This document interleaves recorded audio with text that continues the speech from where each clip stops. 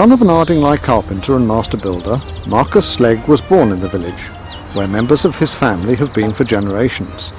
Today he runs the Old Curiosity Shop, a treasure trove of woodwork, crafts, art, antiques, pottery and road signs. One of his passions is to rid the countryside of the loud and garish modern signposts and displays, and to replace them with attractive, dignified and old-fashioned fingerposts and signboards. His skills and determination have brought him work from all over Sussex, from Kent and from as far west as the New Forest. The signs I do, principally fingerposts and villages, all came about after the great devastation of the '87 hurricane. And I saw the poor old county with trees across the roads and many signs smashed.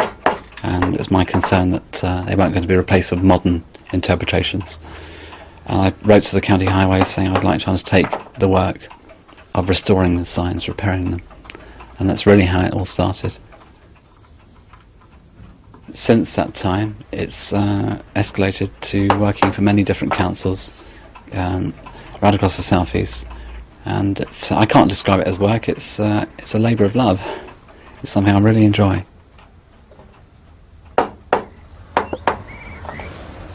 The Bluebell line is very special. It's perhaps the best example of the working Victorian railway in England. This is a sign for all seasons. It changes winter, summer. We have trains running every day of the week in the summer timetable, and at the winter timetable it changes to steam trains at the weekends only. The Bluebell Railway has to be the source of my inspiration. I love that place more than I can tell.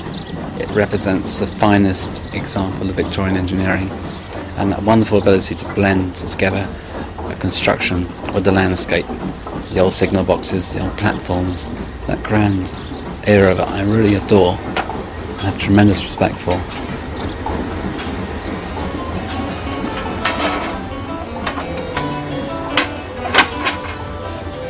You know, it's really amusing sometimes working out in the countryside on these old signs. People will pull over.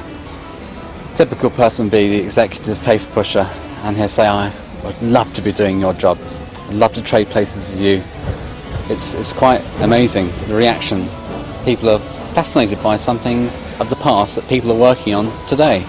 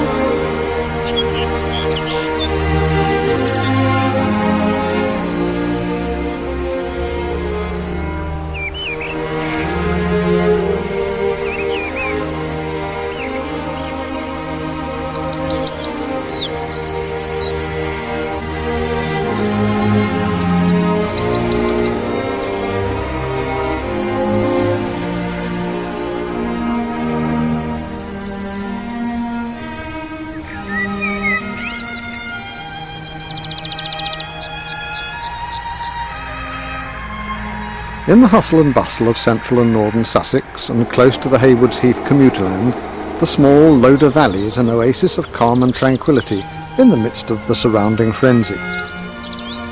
The villages of Ardingly, Bolcombe and Lindfield lie close at hand, and the distant downs are a constant reminder that this is the county of Kipling and Belloc.